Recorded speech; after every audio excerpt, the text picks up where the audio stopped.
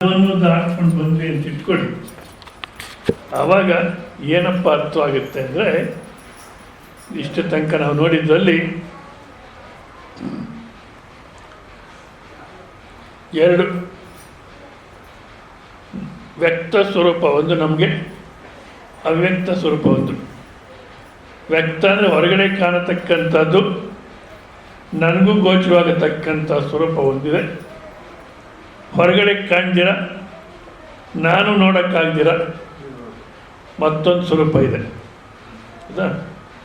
ಹೊರಗಡೆಗೆ ಬೇರೆ ನಾನು ನೋಡಬೇಕಾದ್ರೆ ಶರೀರದಿಂದ ನೋಡ್ತಾರೆ, ಎಷ್ಟೇ ಅರ್ಥ ಸಂಬಂಧ ಆದರೂ ಶರೀರ ದೃಷ್ಟಿಯಿಂದ ನೋಡ್ತಾರೆ. ಸ್ವಲ್ಪ ಮನಸ್ಸು ಅರ್ಥ ಮಾಡ್ಕೋಬೋದು, ಸ್ವಲ್ಪ ಬುದ್ಧಿ ಅದು ಇದೆ ಅಂತ ಒಪ್ಕೊಳ್ಳೋದೇ ಇಲ್ಲ, ಸ್ವಲ್ಪ ಬುದ್ಧಿನೂ ಅರ್ಥ ಮಾಡ್ಕೊಳ್ತಾರೆ ಅಂತ ಇಟ್ಕೊಳ್ಳೋಣ, ಅರ್ಥ ಮಾಡ್ಕೋಬೋದು. ಅಹಂಕಾರಿ ಅಂತ ಅರ್ಥ ಮಾಡ್ಕೊಳ್ತಾರೆ. ಇಷ್ಟನ್ನೆಲ್ಲ ನೋಡ್ತಾರೆ, ನನಗೆ ಈ ಪರಿಚಯ ಚೆನ್ನಾಗಿದೆ ಅಂತಾರೆ. ಅಯ್ಯೋ ಅಯ್ಯೋ, ಚಿಕ್ಕದಿಂದಲೂ ಪರಿಚಯ ನನಗೆ ಅಂತಾರೆ.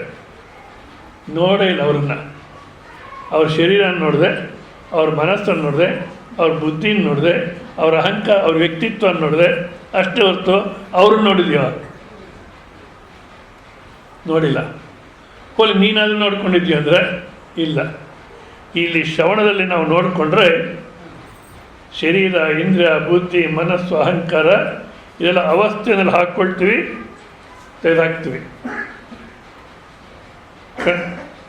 ಕನಸು ಅನ್ನೋದು ಇಲ್ಲಿಂದ ಕನಸು ಅಂತೀವಿ, ಅಲ್ಲಿ ಅನುಭವಿಸ್ದಾಗ ಇದೇ ಥರನೇ ಅದನ್ನು. ಅಲ್ಲಿ ಒಂದು ಶರೀರ, ಇಂದ್ರಿಯ, ಬುದ್ಧಿ, ಮನಸ್ಸು, ಅಹಂಕಾರ ಇತ್ತು, ಅಲ್ಲ ಹಾಕ್ಕೊಂಡಿದ್ವಿ, ಅದನ್ನು ತೆಗೆದುಹಾಕ್ಬಿಟ್ವಿ. ಹೌದಾ?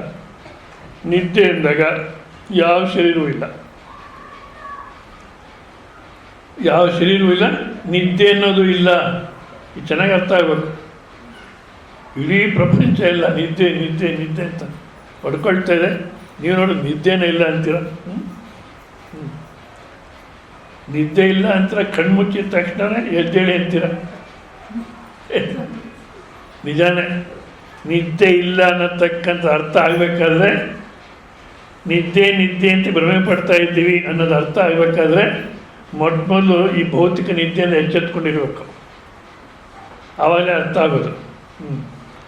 ಯಾವ ರೀತಿ ಅನುಭವಿಸ್ತೀವೋ ಆ ರೀತಿ ನೋಡಿಕೊಂಡ್ರೆ ಕೇವಲ ಅಸ್ತಿತ್ವನೇ ಇತ್ತು, ಮತ್ತಿನ್ನೇನಿರಲಿಲ್ಲ. ಅದು ನಿದ್ದೆ ಅಂದ್ವಿ. ಚೆನ್ನಾಗಿ ಕೇಳಿ, ಕೈವಲ್ಯ ಅಂದರು ನಿದ್ದೆನೇ ಬ್ರಹ್ಮ ಅಂತಾರೆ ಅಂತ ಹೇಳ್ತಾರೆ. ಯಾಕೆ ಅರ್ಥ ಆಗಲಿಲ್ಲ ಹೇಳಿದ್ದು. ನಿದ್ದೇನು ಬ್ರಹ್ಮ ಅಂತಿಲ್ಲ, ಮತ್ತು ಬ್ರಹ್ಮವನ್ನು ನಿದ್ದೆ ಅಂದ್ಕೊಳ್ತಾ ಇದೆಯಾ? ಅದು ತಪ್ಪು. ಬ್ರಹ್ಮಸ್ವರೂಪವನ್ನು ನಿದ್ದೆ ನಿದ್ದೆ ಅಂತ ಎಲ್ಲರೂ ವ್ಯವಹಾರ ಮಾಡ್ತಾರೆ, ನೀನು ಅದೇ ರೀತಿ ವ್ಯವಹಾರ ಮಾಡ್ತಿದ್ಯಾ? ತಪ್ಪು. ನೋಡಿದ್ರೆ ಕೇವಲ ಅಸ್ತಿತ್ವ, ಅದೇ ಆನಂದ. ಅದು ದೇಶಕಾಲಕ್ಕೆ ಅತೀತ. ಅಂದರೆ ದೇಶಕಾಲ ಇದ್ದಾಗಲೂ ಇದ್ದೀರಾ ನೀವು, ದೇಶಕಾಲ ಇಲ್ಲದಿದ್ದು ಇದ್ದೀರಾ. ಇದನ್ನು ಅರ್ಥ ಆಗಬೇಕಾದ್ರೆ ಕಷ್ಟ ಇಲ್ಲ. ಈಗ ದೇಶಕಾಲ 12 ಗಂಟೆ 20 ನಿಮಿಷ ಆಶ್ರಮದಲ್ಲಿ ಇದ್ದೀವಿ, ಇದ್ದೀರೋ ಇಲ್ಲೋ? ಇದೇ ರೀತಿ ಕನಸಿನಲ್ಲೂ ಯಾವುದೋ ಒಂದು ದೇಶಕಾಲದಲ್ಲಿ ಇರ್ತೀವಿ. ನಿದ್ದೆ ಎಂದಾಗ ಇದ್ದೀರಾ, ಅದೇ ದೇಶವೂ ಇಲ್ಲ, ಕಾಲವೂ ಇಲ್ಲ. ಅಲ್ಲಿ ದೇಶನೂ ಇಲ್ಲ, ಕಾಲನೂ ಇಲ್ಲ, ಅದು ಇದ್ದೀರೋ ಇಲ್ಲ. ಅಂದಮೇಲೆ ದೇಶ ಕಾಲಕ್ಕೆ ಅತೀತವಾಗಿರ್ತಕ್ಕಂಥದ್ದು. ದೇಶ ಕಾಲ ಇದ್ದಾಗ ಇದ್ದೀರಾ, ದೇಶ ಕಾಲ ಇದ್ದಿದ್ದು ಇರ್ತಾರೆ. ಆದ ಕಾರಣ ಸಾವು ಅನ್ನತಕ್ಕಂಥದ್ದು, ಹೇಳಿ ಮುಂದಕ್ಕೆ ವಾಕ್ಯ ಕಂಟಿನ್ಯೂ ಮಾಡಿ. ಸಾವು ಅನ್ನತಕ್ಕಂಥದ್ದು ಯಾವತ್ತೊಂದು ದಿವಸ ಬರುತ್ತೆ,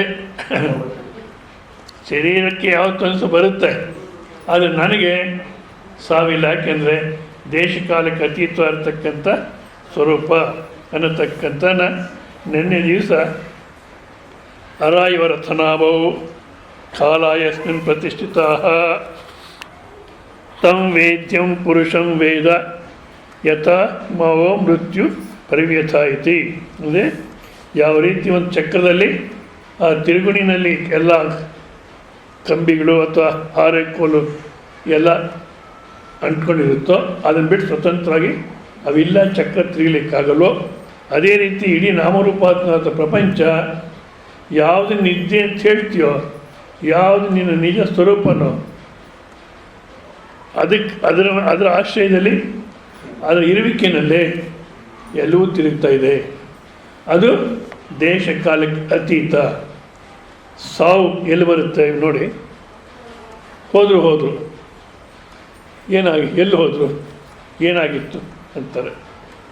ಏನೋ ಶುಗರ್ ಇತ್ತು, ಅದು ಸರಿಯಾಗಿ ಕಂಟ್ರೋಲ್ ಏನೋ ಆಯಿತು ಅಂತಾರೆ. ಎಲ್ಲಿ ಸತ್ತರು? ಆಸ್ಪತ್ರೆಗೆ ತೊಗೊಂಡೋಗ್ಬೇಕು ಅಂತ 7 ಅಂತಸ್ತಿನ ಬಿಲ್ಡಿಂಗ್ ಕಟ್ಟಿದ್ರು. ಆಸ್ಪತ್ರೆಗೆ ತೊಗೊಂಡೋಗ್ಬೇಕು ಅಂತ ಈಚೆಗೆ ತೊಗೊಂಬಂದು ಕಾರ್ಗೆ ಹಾಕ್ಲಿಕ್ಕೆ ಹೋದ್ರು. ಹಾಕಕ್ಕೆ ಮುಂಚೆನೇ ಪ್ರಾಣ ಹೋಯಿತು.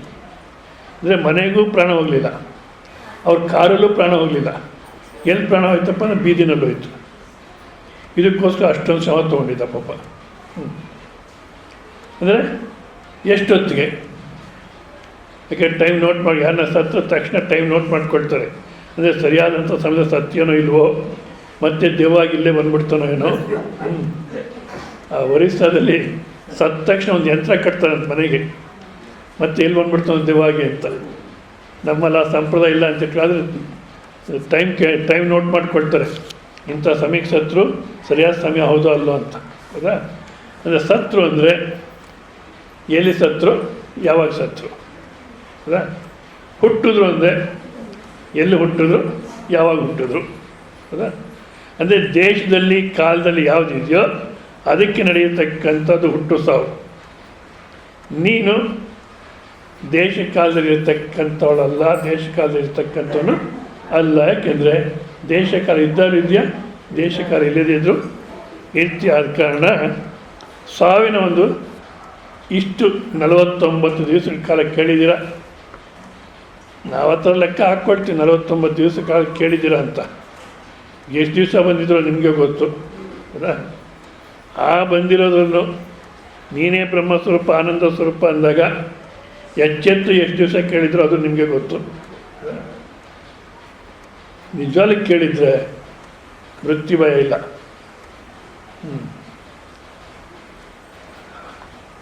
ಇನ್ನು ಮೃತ್ಯು ಭಯ ಇಲ್ಲ ಅಂದರೆ ಯಾವ ಭಯನೂ ಇಲ್ಲ. ಯಾಕೆ? ಮೃತ್ಯು ಭಯದಿಂದಲೇ ಎಲ್ಲ ಭಯನೂ. ನೋಡಿ, ಅಯ್ಯೋ ಕೆಲಸ ಹೋಗುತ್ತೋ ಏನೋ, ಹೋದರೆ ಹೋಯ್ತು. ಆಫೀಸ್ಗೆ ಹೋಗೋದೇ ತಪ್ಪಿತು, ಅವನ ಸ್ಥಳ ಮುಡಿಯೋದು ತಪ್ಪಿತು, ಬ್ಯಾಡ್ಲೇ ಬೇಡ. ಸಂಬಳ ನಿಂತೋಲಿ ಬಿಡು, ನಾವೇನು ಸಾಯೋಗಿ ತೊಗೊಂಡೋಗ್ತೀವಿ. ತಿನ್ನೋಕ್ಕಿಲ್ಲ, ತಿನ್ನೋದು ಬೇಡ. ಆ ಮಾರ್ಕೆಟ್ಗೆ ಹೋಗೋದು, ಕೊಂಡ್ಕೊಂಬರೋದು, ಅಡುಗೆ ಮಾಡೋದು, ಇದ್ಯಾವುದು ಇಲ್ಲವೇ ಇಲ್ಲ. ಹಾಯಾಗಿರು. ತಿಂದಿರೋದು ಪ್ರಾಣ ಹೋಗುತ್ತೆ. ಅಂದರೆ ಕೆಲಸ ಹೋಗುತ್ತೆ ನಮ್ಮ ಯಾತಕ್ಕೋಸ್ಕರ? ಪ್ರಾಣ ಹೋಗುತ್ತೆ ಅಂತ. ನಿಂಗೆ ಪ್ರಾಣ ಹೋಗೋದೇ ಇಲ್ಲ, ನಿಂಗೆ ಪ್ರಾಣವೂ ಇಲ್ಲ, ನೀನು ಸಾಯೋದು ಇಲ್ಲ. ಯಾವುದಕ್ಕೆ ಪ್ರಾಣ ಇದೆಯೋ ಹೋಗುತ್ತೆಯೋ ಅದು ನೀನು ಅಲ್ಲವೇ ಅಲ್ಲ. ಅಷ್ಟೇ ಅಲ್ಲ, ಅದಕ್ಕೆ ಕೇವಲ ಕನಸಿನಲ್ಲಿ ತೋರ್ತೆ ಹೊರತು ಸತ್ಯವಲ್ಲ. ನಿನಗೆ ಪ್ರಾಣನೂ ಇಲ್ಲ, ಹೋಗೋದಿಲ್ಲ, ನಿನಗೆ ಹೊಟ್ಟೆನೂ ಇಲ್ಲ, ಹಸಿವು ಇಲ್ಲ. ನಿಜವಲ್ಲ, ಆ ಸ್ಥಿತಿಗೆ ಹೋಗ್ಬೇಕು ನಾವು. ಏನು ಹಾಯ್ ಜೀವನ. ಶರೀರವೇ ಇಲ್ಲ, ಇನ್ನು ಹಸಿವಿಲ್ಲಿ ಬಂತು. ಆ ಶರೀರ ಒಂದು ರೀತಿ ತೋರಿಕೆ, ಹಸಿವು ತೋರಿಕೆ. ಸಿಕ್ತೋ ತಿಂದ, ಸಿಗಲಿಲ್ಲ ಹೋಗುತ್ತೆ, ಹೋಗಲಿ ಬಿಡಿ, ಎಷ್ಟು ಬೇಕೋ ಅಷ್ಟು ಒಳ್ಳೆಯದು. ಆ ಹೋಗುತ್ತೆ ಅನ್ನೋದು ನಮ್ಮ ದೃಷ್ಟಿಯಿಂದಲೇ. ಯಾಕೆ? ತೋರ್ಕೊಳ್ಳೋವಾಗಲೇ ಇಲ್ಲ, ಅದು ಇನ್ನು ಹೋಗೋದೆಲ್ಲಿ ಬಂತು. ಆದ ಕಾರಣ ಮೃತ್ಯುವೇ ಅನ್ನತಕ್ಕಂಥದ್ದನ್ನ ಇಟ್ಕೋಬೇಡಿ ಇನ್ನು ನೀವು ಅಂತ ಶಿಷ್ಯರಿಗೆ ಉಪದೇಶ ಮಾಡ್ತಾ, ಮೃತ್ಯು ವ್ಯತ್ಯಗೊಳಿಸದೇ ಇದ್ದೀತು. ಬಂಡಿಯ ಗಾಲಿಯ ಗುಂಬದಲ್ಲಿ ಹಾರೆಯ ಕೋಲುಗಳಂತೆ ಯಾವನಲ್ಲಿ ಕಲೆಗಳು ನಿಂತಿರುವೋ, ಷೋಡಶ ಕಲೆಗಳು ಅನ್ನತಕ್ಕಂಥ ಈ ಪ್ರಪಂಚ ಯಾರನ್ನು ಆಶ್ರಯಿಸ್ಕೊಂಡು ನಿಂತಿದೆಯೋ, ವೇತಿನ ಆ ಪುರುಷನ ಅರ್ಥಕೊಳ್ಳಬೇಕು. ನಿಜವಾದ ಮನುಷ್ಯನ ಹುಟ್ಟಿದ ಮೇಲೆ ತಿಳ್ಕೋಬೇಕಾಯ್ತು ಅದು ಒಂದೇ. ಎಲ್ಲಕ್ಕೂ ಆಧಾರವಿರತಕ್ಕಂಥ ಸ್ವರೂಪ ಅದು ನಾನೇ ಅನ್ನತಕ್ಕಂಥ ತಿಳ್ಕೋಬೇಕು ಹೊರತು ಇನ್ಯಾವ ತಿಳುವಳಿಕೆನೂ ಪ್ರಯೋಜನ ಇಲ್ಲ. ಇವೆಲ್ಲ ಸುಮ್ಮನೆ ವ್ಯವಹಾರಕ್ಕೆ, ದುಡ್ಡು ಸಂಪಾದಿಸೋಕ್ಕೆ ಅಷ್ಟೇ ಹೊರತು, ದುಡ್ಡು ಸಂಪಾದಿಸೋ ಕೀರ್ತಿ ಪ್ರತಿಷ್ಠೆಗೆ ಅಷ್ಟೇ ಹೊರತು ನಾವು ಆನಂದವಾಗಿರಬೇಕು, ನೆಮ್ಮದಿಗಿರಬೇಕಂದ್ರೆ, ಮೃತ್ಯು ಭಯದಲ್ಲಿ ಇರಬೇಕಂದ್ರೆ ಆ ಸ್ವರೂಪ ಅಂತೇಳಿ ವೇದಿನ ಆ ಪುರುಷನ ಅರ್ಥಕೊಳ್ಳಬೇಕು. ಹಾಗಾದರೆ ನಿಮ್ಮನ್ನು ಮೃತ್ಯು ವ್ಯತ್ಯಗೊಳಿಸದೇ ಇದ್ದೀತು. ಶಿಷ್ಯರಿಗೆ ವಿಪ್ಲವಾದ ಮಹರ್ಷಿಗಳು ಹೇಳ್ತಾರೆ, ಆ ಸ್ವರೂಪ ತಿಳ್ಕೊಂಡ್ರೆ ಮೃತ್ಯು ಅನ್ನತಕ್ಕಂಥ ನಿಮಗೆ ಯಾವ ವ್ಯಥೆಯನ್ನು ಉಂಟು ಮಾಡೋಲ್ಲ, ನೆಮ್ಮದಿಯಾಗಿ ಆನಂದವಾಗಿ ಜೀವನ ಮಾಡಬಹುದು ಅಂತ ಹೇಳ್ತಾ, ಈಗ ಮುಂದಿನ ಒಂದು ಇದರಲ್ಲಿ ತಾನ್ಹೋವಾಚ ಯೇ ತಾವದೇವ ಅಹಂ ಏತತ್ ಪರಂ ಬ್ರಹ್ಮವೇದ ನ ಅತಃ ಪರಮಸ್ತೀತಿ. ಅಂದರೆ ತಾನ್ ಏವಂ ಅನುಶಿಷ್ಯ, ಅಂದರೆ ಶಿಷ್ಯರಿಗೆ 6 ಜನ ಬಂದರು. ಪ್ರಾರಂಭದಿಂದ ಸೃಷ್ಟಿಯನ್ನು ತಮಗೆ ಯಾವ ರೀತಿ ಆಯಿತು, ಕನಸಿನಲ್ಲಿ ನಿದ್ದೆಯಲ್ಲಿ ಯಾರ್ಯಾರು ಎಚ್ಚೆತ್ತಿರ್ತಾರೆ, ಯಾರ್ಯಾರು ಮಲಗಿರ್ತಾರೆ ಅನ್ನತಕ್ಕಂಥ ಹೇಳಿ, ಮತ್ತು ನಿದ್ದೆಯಿಂದಾಗ ಉದಾನವಾಯು ಅನ್ನತಕ್ಕಂಥ ತೊಗೊಂಡೋಗಿ ಬ್ರಹ್ಮಸ್ವರೂಪದಲ್ಲಿ ಸೇರಿಸುತ್ತೆ ಅಂತ ಎಲ್ಲವನ್ನು ವಿವರ ಮಾಡ್ಕೊಂಡು ಬಂದು ಹೇಳಿ, ಅದೇ ಆ ಬ್ರಹ್ಮಸ್ವರೂಪ ನೀನೇ ಅನ್ನಂಥ ಅನುಭವದಲ್ಲಿ ತೋರಿಸಿ, ಏವಂ ಅನುಶಿಷ್ಯ ಶಿಷ್ಯರಿಗೆ ಈ ರೀತಿ ಉಪದೇಶ ಅನ್ನತಕ್ಕ ಮಾಡಿ, ಈಗ ಪಿಪ್ಪಲಾದ ಮಹರ್ಷಿ ಹೇಳ್ತಾರೆ, ಕಿಲ ಏತಾವದೇವ ವೇದ್ಯಂ ಪರಂ ಬ್ರಹ್ಮ. ತಿಳ್ಕೋಬೇಕಾಗಿರ್ತಕ್ಕಂಥದ್ದು ಇಷ್ಟೇನಪ್ಪ, ಯಾವುದೋ ಬ್ರಹ್ಮಸ್ವರೂಪವನ್ನು ತಿಳ್ಕೋಬೇಕು. ಮನುಷ್ಯನ ಹುಟ್ಟಿದ ಮೇಲೆ ನಾನೇ ಬ್ರಹ್ಮಸ್ವರೂಪ ಅನ್ನೋ ತನಕ ತಿಳ್ಕೋಬೇಕು. ಈ ಬ್ರಹ್ಮಸ್ವರೂಪ ತಿಳ್ಕೊಂಡು ಇಲ್ಲಿ ಒಂದು ಪ್ರಶ್ನೆ ಬರುತ್ತೆ, ಇದೇನೋ ಬ್ರಹ್ಮ ಅಂತ ಯಾತಕ್ರಿ? ಅಲ್ಲ, ಬ್ರಹ್ಮ ಅಂದರೂ ಒಂದೇ, ಆನಂದ ಅಂದರೂ ಒಂದೇ. ಈಗ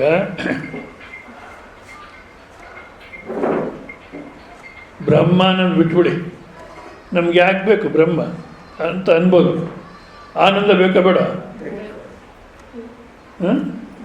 ಬೇಕು, ಅದು ನೀನೇ. ಆದ ಕಾರಣ ತಿಳ್ಕೋಬೇಕಾಗಿರ್ತಕ್ಕಂಥ ಏನಪ್ಪ ಅಂದರೆ, ಏತಾವದೇವ ಇಲ್ಲಿನ ತನಕ ಏನು ಉಪದೇಶ ಮಾಡಿದ್ನೋ, ಈ 50 ದಿವಸದಲ್ಲಿ ಪಿಪ್ಪಲಾದ ಮಹರ್ಷಿ ಹೇಳ್ತಾರೆ, ಈ 49 ದಿವಸದಲ್ಲಿ ಏನು ಉಪದೇಶ ನಡೀತೋ ನೀನೇ ಆ ಸ್ವರೂಪ ಅಂತ ಅಷ್ಟು ಮಾತ್ರನೇ ತಿಳ್ಕೋಬೇಕಾಗಿರ್ತಕ್ಕಂಥದ್ದು. ವೇದ್ಯಂ ಪರಂ ಬ್ರಹ್ಮ ವೇದ ವಿಜಾನಾಮಿ ಅಹಂ ಏತತ್, ನನಗೆ ಇಷ್ಟು ತನಕ ಗೊತ್ತು, ನೀನೇ ಬ್ರಹ್ಮಸ್ವರೂಪ ಆನಂದ ಸ್ವರೂಪ ಅನ್ನತಕ್ಕಂಥ ಗೊತ್ತು. ನ ಅತಃ ಅಸ್ಮಾತ್ ಪರಮಸ್ತಿ, ಇದಕ್ಕಿನ್ನ ಹೆಚ್ಚು ತಿಳುವಳಿಕೆ ಅನ್ನತಕ್ಕಂಥದ್ದು ಯಾವುದಕ್ಕಿಂತ ಹೆಚ್ಚು ತಿಳುವಳಿಕೆ? ನೀನೇ ಆನಂದ ಸ್ವರೂಪ ಬ್ರಹ್ಮಸ್ವರೂಪ ಅನ್ನೋದಕ್ಕಿಂತ ಹೆಚ್ಚು ತಿಳುವಳಿಕೆ ಅನ್ನತಕ್ಕಂಥದ್ದು ಇನ್ನು ಈ ಜಗತ್ತಲ್ಲಿ ಇಲ್ಲ. Have an high ambition. ಯಾತ್ರದ ಒಂದು ತಲಕಾಯಿ ಎಲ್ಲ ದೇವರಂತ ಪೂಜೆ ಮಾಡಿದ್ದೆ, ಒಂದು ಸಲ ನೀವೆಲ್ಲ ಬರಲಿಲ್ಲ ಅವ್ರ ಮಾತಲ್ಲಿ. ನಿಜವಾಗ್ಲೂ ಉನ್ನತ್ವ ಅಂತ ಆಸೆ ಅಂದರೆ ನಮ್ಮ ಸ್ವರೂಪ ಅಂತ ತಿಳ್ಕೋಬೇಕು, ನಾನು ಯಾರು ಅನ್ನತಕ್ಕಂಥದ್ದನ್ನ ತಿಳ್ಕೋಬೇಕು ಅನ್ನೋದೇ ಉನ್ನತ್ವ ಅಂತ ಆಸೆ. ಅದಕ್ಕಿಂತ ಉನ್ನತ್ವ ಅಂತ ಆಸೆ ಇನ್ನೊಂದಿಲ್ಲ. ಯಾಕೆಂದರೆ ಅದು ತಿಳ್ಕೊಂಡ್ರೆ ತೃಪ್ತನಾಗಿರ್ತೀಯ, ಇನ್ನೇನು ಬೇಕು ಅನ್ಸೋದೇ ಇಲ್ಲ. ಈ ಬೇಕು ಅನ್ನೋ ಬಿಕಾರಿ ಹೊರಟೋಗ್ತಾನೆ. ಆದ ಕಾರಣ ಅಸ್ಮಾತ್ ಪರಂ ನ ಅಸ್ತಿ, ಇದಕ್ಕಿನ್ನ ಪ್ರಕೃಷ್ಟತರಂ ಉನ್ನತವಾದ್ದು ವೇದಿತವ್ಯಂ ತಿಳ್ಕೋಬೇಕಾಗಿರ್ತಕ್ಕಂಥದ್ದು ಯಾವುದೂ ಇಲ್ಲ. ಇತಿ ಏವಂ ಉಕ್ತವಾನ್ ಶಿಷ್ಯಾಣಾಂ ಅವಿದಿತ ಶೇಷ ಅಸ್ತಿತ್ವ ಆಶಂಕಾ ನಿವೃತ್ತಯೇ ಕೃತಾರ್ಥ ಬುದ್ಧಿ ಜನನಾರ್ಥಂ. ಯಾಕಪ್ಪ ಈ ರೀತಿ ಹೇಳ್ತಾ ಇದ್ದಾರೆ? ಯಾವ ಬ್ರಹ್ಮಸ್ವರೂಪವನ್ನು ತಿಳ್ಕೋಬೇಕು ಮನುಷ್ಯ ಹುಟ್ಟಿದ ಮೇಲೆ ಅದನ್ನು ಹೇಳಿದ್ದೀನಿ, ನೀವು ತಿಳ್ಕೊಂಡ್ರೆ ಮೃತ್ಯುಭಯ ಇರಲ್ಲ ಅಂಥೇಳಿ ಮತ್ತೆ ಹೇಳ್ತಾ ಇದ್ದಾರೆ. ನಾನು ಅಷ್ಟು ಮಾತ್ರ ತಿಳ್ಕೊಂಡಿದ್ದೀನಿ, ಅದಕ್ಕಿಂತ ಹೆಚ್ಚಿಗೆ ತಿಳ್ಕೊಳ್ಳತಕ್ಕಂಥದ್ದು ಇನ್ನೇನು ಇಲ್ಲ. ನಾನು ಅಷ್ಟು ತಿಳ್ಕೊಂಡಿದ್ದೀನಿ ಅಂತ ಯಾತಕ್ಕೆ ಹೇಳ್ತಿದ್ದಾರೆ ಅಂದರೆ, ಉಕ್ತವಾನ್ ಶಿಷ್ಯಾಣಾಂ ಅವಿದಿತ ಶೇಷ ಅಸ್ತಿತ್ವ ಆಶಂಕಾ ನಿವೃತ್ತಯೇ. ನನಗಿಷ್ಟು ಮಾತ್ರ ಗೊತ್ತು ಅಂತಾರೆ, ನನಗಿಷ್ಟು ಗೊತ್ತು ಅಂತಾರೆ, ಇನ್ನೂ ತಿಳ್ಕೋಬೇಕಾದ್ದೇನೋ ಇದೆಯೋ ಏನೋ ಅಂದರೆ ಈ ಗುರು ಪ್ರಯೋಜನ ಇಲ್ಲ, ಇನ್ನೊಬ್ಬ ಗುರು ಹತ್ತೋದ್ರೆ ಸರಿ ಹೋಗುತ್ತೆ. ಇನ್ನೊಬ್ಬ ಗುರು ಹತ್ತೋದ್ರೆ ಸರಿ ಹೋಗುತ್ತೆ. ಯಾಕೆ?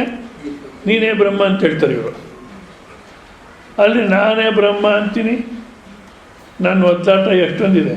ಅಲ್ಲಪ್ಪ, ನಾನೇ ಬ್ರಹ್ಮ ಅಂತ ಅಂದ್ಕೊಳ್ಳೋದಲ್ಲ, ಮತ್ತೇನು ಅರ್ಥ ಮಾಡ್ಕೊಳ್ಳೋದು ಅಂದರೆ ಸ್ವಲ್ಪ ಚೆನ್ನಾಗಿ ಕೇಳಿ. ನಾನೇ ಬ್ರಹ್ಮ ಅಂತ ಅಂದ್ಕೊಳ್ಳೋದಲ್ಲ. ಸ್ವಾಮೀಜಿ ನೀವು ಹೇಳಿದ ನಂಗೆ ಚೆನ್ನಾಗಿ ಜ್ಞಾಪಕ ಇದೆ. ಏನು ಹೇಳಪ್ಪ, ನೀವು ಹೇಳಿದ್ರಿ ನೀನೇ ಆನಂದ ಸ್ವರೂಪ, ನೀನೇ ಬ್ರಹ್ಮ ಸ್ವರೂಪ ಅಂತ ನಾನು ಯಾವಾಗ ಜ್ಞಾಪಿಸ್ಕೊಳ್ತಾ ಇರ್ತೀನಿ. ನೀವು ಹೇಳಿ ಚೆನ್ನಾಗಿ ಜ್ಞಾಪಕ ಇದೆ, ಭಾಳ ಸಂತೋಷಪ್ಪ, ನನಗೂ ಇಂಥವ್ರೆ ಬೇಕು ಅಂತೀನಿ ನಾನು. ಮತ್ತೆ ಹೇಳ್ತಾರೆ, ಸ್ವಾಮೀಜಿ ನಂಗೆ ಯಾಕೋ ಯಾವಾಗಲೂ ಮನಸ್ಸಿನಲ್ಲಿ ಏನೋ ಒಂದು ವ್ಯಸನ ದುಃಖ ಇದ್ದೇ ಇದೆ. ಇಷ್ಟಕ್ಕೆ ಮುಂಚೆ ಏನು ಹೇಳ್ದ, ನೀವು ಆನಂದನೇ ಚೆನ್ನಾಗಿ ಜ್ಞಾಪಕ ಇದೆ ನನಗೆ ಅಂದ. ಚೆನ್ನಾಗಿ ಜ್ಞಾಪಕ, ಮತ್ತೆ ಸುಮ್ಮನೆ ವಾಕ್ಯ ಜ್ಞಾಪಕ ಇಟ್ಕೊಳ್ಳೋದಲ್ಲ. ಶರೀರ, ಇಂದ್ರಿಯ, ಬುದ್ಧಿ, ಮನಸ್ಸು, ಅಹಂಕಾರ, ಇದು ನಾನು ಅನ್ನತಕ್ಕಂಥ ಭ್ರಮೆ ಏನಿದೆಯೋ ಅದು ಸಂಪೂರ್ಣವಾಗಿ ಇಲ್ಲವಾಗಬೇಕು. ಅದು ನಾನಲ್ಲ ಅನ್ನೋದು ನಿಶ್ಚಯ ಆದರೆ ಯಾವುದು ಉಳಿಯುತ್ತೋ ಅದೇ ನಾನು ಅನ್ನೋದು ನಿಶ್ಚಯ ಆಗುತ್ತೆ. ಹೌದಾ?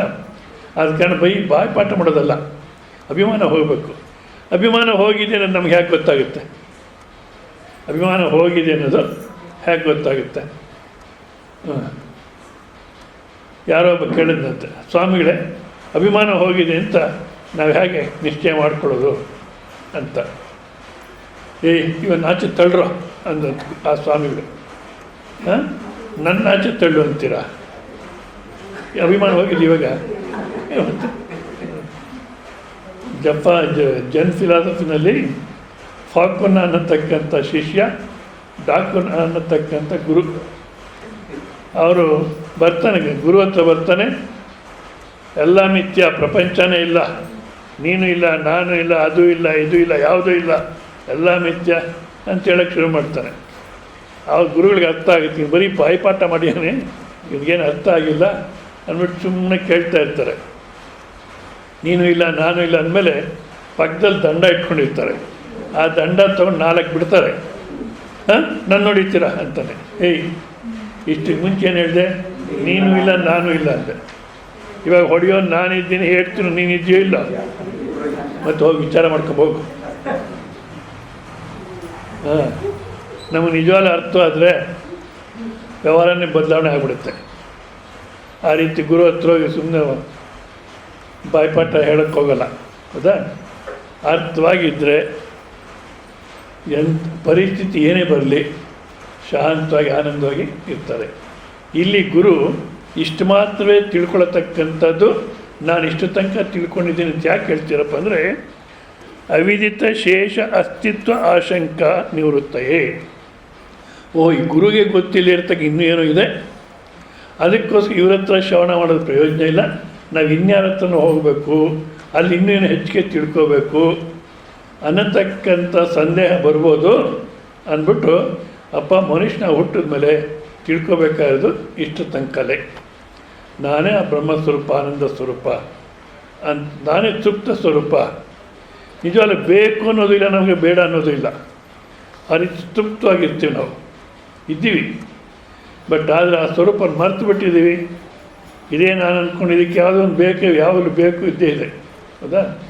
ಸೊ ಆ ರೀತಿ ಇನ್ನೇನೋ ಹೆಚ್ಚಿಗೆ ತಿಳ್ಕೋಬೇಕು, ಇನ್ನೇನೋ ಶ್ರವಣ ಮಾಡಬೇಕು ಅನ್ನತಕ್ಕಂಥದ್ದು ಬೇಡ. ಒಂದು ಕೃತಾರ್ಥ ಬುದ್ಧಿ ಜನನಾರ್ಥಂ. ಇಷ್ಟೇ ತಿಳ್ಕೊಳ್ಳೋದು ಅಂದರೆ ಕೃತಕೃತ್ಯ. ಅಹಂ ಕೃತಕೃತ್ಯ. ಮನುಷ್ಯನ ಹುಟ್ಟಿದ ಮೇಲೆ ಏನು ಮಾಡಬೇಕಾಗಿತ್ತೋ ಅಷ್ಟನ್ನು ಮಾಡಾಯಿತು. ಮನುಷ್ಯನ ಹುಟ್ಟಿದ ಮೇಲೆ ಏನು ಮಾಡಬೇಕಪ್ಪ? ಮಾನವನಾಗಿ ಜನಿಸಿದ ಮೇಲೆ ಈಗಿನ ಕಾಲಕ್ಕೆ ಹಣವನಿ ಗಳಿಸೋ ಮನುಜ, ಹಣವನಿ ದುಡ್ಡು ಮಾಡು ಅಂತಾರೆ ಅಲ್ಲ. ಮಾನವನಾಗಿ ಜನಿಸಿದ ಮೇಲೆ ನೀನಾರೋ ನೀ ತಿಳಿಯೋ ಮನುಜ, ನೀನಾರೋ ನೀ ತಿಳಿಯೋ. ನೀನು ಯಾರು ಅನ್ನೋತಕ್ಕ ತಿಳ್ಕೊಂಡ್ರೆ ಮತ್ತೆ ತಿಳ್ಕೊಳ್ಳೋಕ್ಕೆ ಏನು ಉಳಿದಿಲ್ಲ. ಮತ್ತು ಬೇಕು ಅನ್ನತಕ್ಕ ಭಿಕ್ಷುಕನೇ ಇರೋಲ್ಲ. ತೃಪ್ತವಾದಂಥ ಜೀವನ. ಆದ ಕಾರಣ ಮನುಷ್ಯ ಕೃತಾರ್ಥನ ಆಗಬೇಕಾದ್ರೆ ಇಷ್ಟು ಮಾತ್ರ ತಿಳ್ಕೋಬೇಕು. ಇಷ್ಟು ಬಿಟ್ಟರೆ ಮತ್ತಿನ್ನು ಹೆಚ್ಚಿಗೆ ತಿಳ್ಕೊಳ್ಳತಕ್ಕಂಥದ್ದು ಏನೂ ಇಲ್ಲ ಅನ್ನೋದಕ್ಕೋಸ್ಕರವಾಗಿ ಗುರುಗಳು ಅವರಿಗೆ ಹೇಳ್ತಾ ಇದ್ದಾರೆ. ಮತ್ತೆ ಇನ್ನೇನೋ ತಿಳ್ಕೋಬೇಕು ಅಂತ ಭ್ರಮೆ ಇಟ್ಕೋಬೇಡಿ. ನಾನೇ ತೃಪ್ತ ಸ್ವರೂಪ ಆನಂದ ಸ್ವರೂಪ ಅಂದ್ಬಿಟ್ರೆ ಇನ್ನು ಬೇಕು ಅನ್ನತಕ್ಕಂಥ ಭಿಕ್ಷುಕನೇ ಇಲ್ಲ. ಅವನಿಲ್ಲ ಅಂದರೆ ಭೋಜನ ಪರಮ ಭೋಜನ ಪರಬ್ರಹ್ಮರಸ ಯಾಚಿಸಲಿಕ್ಕೆ ಏನಿರ್ತದೆ ಅದನ್ನುಂಡ ಬಳಿಕ ತ್ಯಾಜಕ ಸಂತ್ಯಾಜ್ಯ ಭೇದಗಳೇನಿದು ರಾಜ ನಿಮ್ಮ ಜಗಕ್ಕೆಲ್ಲ ಮಂಕುತಿಮ್ಮ. ಇಡೀ ಜಗತ್ತಿಗೆ ರಾಜ ಒಡೆಯ ನೀನು, ಇನ್ನೇನು ಬೇಕು. ತೇ ತಮ್ ಆಚಾರ್ಯ ತೇ ತಮ್ ಅರ್ಚಯಂತಂ ತ್ವಂ ಹಿನಃ ಪಿತಾ ಯೋ ಅಸ್ಮಾಕಂ ಅವಿದ್ಯಾಯಾಃ ಪರಂ ತಾರಯಸೀತಿ ನಮಃ ಪರಮಋಷಿಭ್ಯೋ ನಮಃ ಪರಮಋಷಿಭ್ಯಃ. ಅವರಿಗೆ ಆ ಗುರುಗಳ ಹತ್ರ ಶಿಷ್ಯರು ಹೇಳ್ತಾ ಇದ್ದಾರೆ, ಇಷ್ಟು ನೀನು ತಿಳ್ಕೊಬೇಕಾಗಿರ್ತಕ್ಕಂಥದ್ದು ಹೇಳಾಯಿತು, ಇದಕ್ಕೆ ಹೆಚ್ಚಿಗೆ ಇನ್ನೇನು ಇಲ್ಲ. ಇದೇ ತಿಳಿವಿನ ಕೊನೆ. ವೇದಾಂತ ಅಂತ ಉಪನಿಷತ್ತಿಗೆ ವೇದಾಂತ ಅಂತ ಕೆಲವರು ವೇದಗಳ ಕೊನೆಯ ಭಾಗ ಅಂತಲೇ ಅದಕ್ಕೆ ಅರ್ಥ. ಕೆಲವರು ಈ ರೀತಿ ಅರ್ಥನೂ ಮಾಡ್ತಾರೆ, ಏನು ತಿಳಿವಿನ ಕೊನೆ ಅಂತಲೂ ಅರ್ಥ ಮಾಡ್ತಾರೆ, ತಿಳಿವಿನ ಕೊನೆ ಅಂತಲೂ ಅರ್ಥ ಮಾಡ್ತಾರೆ. ತಿಳಿವಿನ ಕೊನೆಯಿಂದೇನಪ್ಪ, ನೀನೇ ಆ ಸ್ವರೂಪ ಆನಂದ ಸ್ವರೂಪ ಬ್ರಹ್ಮಸ್ವರೂಪ ತೃಪ್ತ ಸ್ವರೂಪ ಅಂದರೆ ಈ ಶರೀರ ಅಭಿಮಾನ ಹೋಗಿ ಅಲ್ಲಿಗೆ ನಿಂತ್ವಿ ಅಂದರೆ ಇನ್ನು ಮತ್ತೆ ಇನ್ನೇನು ತಿಳ್ಕೊಳ್ತಕ್ಕಂಥದ್ದು ಇಲ್ಲ. ಅದಕ್ಕೆ ಹೇಳ್ತಾರೆ ಅವರು ಆತನನ್ನು ಅರ್ಚಿಸುತ್ತಾ, ನೀನೇ ನಮ್ಮ ತಂದೆಯು, ಯಾವ ನೀನು ನಮ್ಮ ಅವಿದ್ಯೆ ಆಚೆ ದಡವನ್ನು ಮುಟ್ಟಿಸಿರುತ್ತೀಯೇ ಎಂದರು. ಪರಮಋಷಿಗಳಿಗೆ ನಮಸ್ಕಾರ, ಪರಮಋಷಿಗಳಿಗೆ ನಮಸ್ಕಾರ ಅಂತಾರೆ. ಭಾಷೆಯಲ್ಲಿ ತೇ ಶಿಷ್ಯಾ ಗುರುಣ ಅನುಶಿಷ್ಟಾ ತಂ ಗುರುಂ ಕೃತಾರ್ಥ ಸಂತಃ ವಿದ್ಯಾ ನಿಷ್ಕ್ರಿಯಂ ಅಪಶ್ಯಂತಹ ಕಿಂ ಕೃತವಂತಹ ಇತಿ. ಅಂದರೆ ಅವರು ಶಿಷ್ಯರು ಗುರು ಕೃತಾರ್ಥ ಸಂತಹ ತಮ್ಮನ್ನು ಕೃತಾರ್ಥಂತ ಮಾಡಿರ್ತಕ್ಕಂಥ ಆ ಗುರುಗಳಲ್ಲಿ ವಿದ್ಯಾ ನಿಷ್ಕ್ರಿಯಂ ಅಪಶ್ಯಂತಹ, ವಿದ್ಯೆ ಅನ್ನತಕ್ಕ ಇನ್ನೂ ಏನೋ ಇದೆ ಅನ್ನತಕ್ಕಂಥದ್ದು ಇಲ್ಲ, ವಿದ್ಯೆ ಮುಗೀತು ಅನ್ನತಕ್ಕಂಥದ್ದನ್ನು ನೋಡಿದವರು ಕಿಂ ಕೃತವಂತಹ, ಏನಪ್ಪ ಮಾಡಿದ್ರು, ಏನು ಮಾಡಿದ್ರು, ಗುರುಗಳಿಗೆ ದಕ್ಷಿಣೆ ಕೊಡಬೇಕು ಅಂತಾರೆ. ಅದು ವ್ಯಾವಹಾರಿಕವಾಗಿ ದಕ್ಷಿಣೆ ನಡೆಯುತ್ತೆ. ನಿಜವಾಗ್ಲೂ ನಾವು ಎಲ್ಲೋ ಹುಟ್ಟಿದ್ದೀವಿ, ಎಲ್ಲೋ ಸಾಯ್ತೀವಿ, ಈ ಹುಟ್ಟು ಸಾವಿರ ಮಧ್ಯೆ ಒಂದು ಕ್ಷುದ್ರ ಜೀವಿಯಾಗಿ ಜೀವನ ಮಾಡ್ಕೊಂಡಿದ್ದೀನಿ ಅನ್ನತಕ್ಕಂಥ ನನ್ನನ್ನು ನೀನು ಜಗತ್ತಿಗೆ ಆಧಾರವಾದ ಬ್ರಹ್ಮಸ್ವರೂಪ ಆನಂದ ಸ್ವರೂಪ ತೃಪ್ತ ಸ್ವರೂಪ ಅಂತ ಅಷ್ಟು ಉನ್ನತ ಸ್ಥಿತಿ ಕರ್ಕೊಂಡೋಗಿರ್ಬೇಕಾದ್ರೆ ಇನ್ನು ಅದಕ್ಕೇನು ಕೊಡಬೇಕು, ಏನು ಕೊಡ್ಲಿಕ್ಕೆ ಸಾಧ್ಯ, ಏನಾದ್ರು ಕೊಡ್ಲಿಕ್ಕೆ ಸಾಧ್ಯವ? ಎಷ್ಟು ದಕ್ಷಿಣ ಕೊಟ್ಟರು ಸರಿಯಾಗ. ಅದಕ್ಕೆ ಇಲ್ಲಿ ಹೇಳ್ತಾರೆ, ಅರ್ಚೆಯಂತಹ ಪೂಜೆಯಂತಹ ಪಾದಯೋ ಪುಷ್ಪಾಂಜಲಿ ಪ್ರಕೀರ್ಣೇನ ಪ್ರಣಿಪಾತೇನ ಚ ಶಿರಸ. ದೀರ್ಘದಂಡ ನಮಸ್ಕಾರ ಮಾಡಿ ಅವರ ಪಾದಗಳಿಗೆ ಪೂಜೆಯನ್ನು ಮಾಡಿ ಪುಷ್ಪಾಂಜಲಿ ಹೂಗಳ ಒಂದು ಇದರಿಂದ ಅವ್ರ ಪಾದ ಪೂಜೆ ಅನ್ನತಕ್ಕಂಥನ್ನು ಮಾಡಿ ಅವರ ಶಿಷ್ಯರು ಹೇಳ್ತಾರೆ, ಅಹಂ ತ್ವಂ ಹಿನಃ ಅಸ್ಮಾಕಂ ಪಿತಾ, ನೀನೇ ನಮ್ಮ ತಂದೆ. ಗುರು ಹೇಳ್ತಾರೆ ನೀನೇ ನಮ್ಮ ತಂದೆ. ಯಾಕಪ್ಪ? ಬ್ರಹ್ಮ ಶರೀರಸ್ಯ ವಿದ್ಯೆಯ ಜನಯಿತೃತ್ವಾತ್, ಅಂದರೆ ಈ ರಕ್ತ ಮಾಂಸಮಯವಾಗಿರತಕ್ಕಂಥ ಶರೀರವನ್ನೇ ನಾನು ಅಂದ್ಕೊಂಡಿದ್ದೆ. ಇದು ಪ್ರತಿ ದಿವಸನೂ ಸಾವಿನ ಕಡೆಗೆ ಪ್ರಯಾಣ ಮಾಡ್ತಾಯಿದೆ. ಸಾವಿನ ಕಡೆಗೆ ಪ್ರಯಾಣ ಮಾಡ್ತಿದೆ ಅಂತ ಗೊತ್ತಿದ್ರೂ ಸಾಯಬಾರ್ದು ಅಂತ ಪ್ರಯತ್ನ ಮಾಡ್ತಿದ್ದೆ. ನೋಡಿ ಎಷ್ಟು ಮೂರ್ಖತನ ನಮ್ಮದು. ಸಾವನ್ನು ತಪ್ಪಿಸ್ಕೊಳ್ಳೋಕ್ಕಾಗಲ್ಲ ಅಂತ ಗೊತ್ತು. ಏನು ಭಗವಾನ್ ಬುದ್ಧನಷ್ಟು ಮೂರ್ಖರಾಗಲ್ಲ ನಾವು. ಭಗವಾನ್ ಬುದ್ಧ ಪ್ರಾರಂಭದಲ್ಲಿ ಅವ್ರಿಗೆ ಇದು ವೃದ್ಧಾಪ್ಯ ಬರುತ್ತೆ, ಮನುಷ್ಯನಿಗೆ ವೃದ್ಧಾಪ್ಯ ಬರುತ್ತೆ ಅನ್ನೋಷ್ಟು ಜ್ಞಾನ ಇರಲಿಲ್ಲಂತೆ. ಅಷ್ಟೆಲ್ಲ ಸಾಯ್ತಾನೆ ಮನುಷ್ಯ ಅನ್ನೋದು ಗೊತ್ತಿರಲಿಲ್ಲ. ಒಂದು ಸಲ ಯಾರೋ ವೃದ್ಧನು ಅರಮನೆಯಲ್ಲೇ ಇರ್ತಾರೆ, ಅವ್ರಿಗೆ ಅವ್ರ ತಂದೆ ಎಷ್ಟು ವ್ಯವಸ್ಥೆ ಮಾಡಿರ್ತಾರೆ ಅಂದರೆ ಇವನು ಆಚೆ ಹೋದರೆ ಎಲ್ಲಿ ಕಷ್ಟ ಗೊತ್ತಾಗ್ಬಿಡುತ್ತೋ ಮತ್ತೆ ಎಲ್ಲಿ ಸನ್ಯಾಸಿ ಆಗ್ಬಿಡ್ತಾನೋ, ಯಾಕೆ ಜಾತಕದಲ್ಲಿ ಹೇಳಿರ್ತಾನೆ ಸನ್ಯಾಸಿನೇ ಆಗೋದು ಅಂತ, ಎಲ್ಲಿ ಸನ್ಯಾಸಿ ಆಗ್ಬಿಡ್ತಾನೋ ಅಂತ ಭಯಕ್ಕೋಸ್ಕರ ಅರಮನೆಯಲ್ಲೇ ಭಾಳಷ್ಟು ಭೋಗದ ವ್ಯವಸ್ಥೆ ಮಾಡಿ ಭೋಗ ಜೀವನದಲ್ಲಿ ಇಟ್ಟಿರ್ತಾರೆ. ಅಲ್ಲಿ ಅವರಿರೋ ಕಡೆ ಹೂವಿನ ಕುಂಡ, ಆ ಹೂವಿನ ಕುಂಡದಲ್ಲಿ ಹೂವು ಬಾಡಬಾರ್ದು, ಬಾಡಿರ್ತಕ್ಕಂಥ ಹೂವಿನ ಕುಂಡವನ್ನು ತೆಗೆದ ತಕ್ಷಣ ಬೇರೆ ಇಡ್ತಾರೆ. ಎಲ್ಲಿ ಹೂವು ಬಾಡಿ ಹೋಗುತ್ತೆ ಅನ್ನತಕ್ಕ ಇವ್ನಿಗೆ ಗೊತ್ತಾದರೆ ಜೀವನಾನು ಹೀಗೆ ಅಂತ ಎಲ್ಲಿ ಬೈಬೋದು ಏನಾಗ್ತಾನೋ ಅಂದ್ಬಿಟ್ಟು ಅಷ್ಟೊಂದು ಚೆನ್ನಾಗಿಟ್ಟಿರ್ತಾರೆ. ಒಂದು ಸಲ ಯಾರೋ ಮಾತಾಡ್ಕೊಂಡು ಹೋಗ್ತಿರ್ತಾರೆ, 4 ಗೋಡೆಗಳ ಮಧ್ಯೆ ಏನು ಜೀವನ ಅದು, ಹೊರಗಡೆ ನೋಡಬೇಕು, ಬೆಳಗ್ಗೆ ಆ ತಂಪಾದಂಥ ವಾತಾವರಣ, ಪಕ್ಷಿಗಳು ಹಾಡತಕ್ಕಂಥದ್ದು, ಸೂರ್ಯೋದಯ ಇವನ್ನೆಲ್ಲ ನೋಡಬೇಕು. ಭಾಳಷ್ಟು ಆನಂದ ಮಾತಾಡ್ಕೊಂಡು ಹೋಗ್ತಿದ್ರೆ, ನಾನು ಹೊರಗಡೆ ಹೋಗೇ ಇಲ್ಲ, ನಾನು ಹೋಗಬೇಕು ಅಂತ ಸಾಥಿನ ಕರೆದು ರಥ ತೊಗೊಂಬ ಹೋಗೋಣ ಅಂತಾರೆ. ಹೋದರೆ ಮುದುಕರು ಕಾಣಿಸ್ತಾರೆ. ಏನು ಹೀಗಾಗ್ಬಿಟ್ಟಿಯಾನಿ, ಅಲ್ಲೆಲ್ಲ ಬಿದ್ದೋಗಿದೆ, ಬಗ್ಗೋಗ್ಬಿಟ್ಟಿಯಾನಿ. ಅಂಗಂ ಗಲಿತಂ ಫಲಿತಂ ಮುಂಡಂ ದಶನವಿಹೀನಂ ಜಾತಂ ತುಂಡು ವೃದ್ಧೋ ಯಾತಿ ಗೃಹೀತ್ವಾ ದಂಡಂ ತದಪಿನ ಮುಂಚತ್ಯಾಶಾಪಿಂಡ್.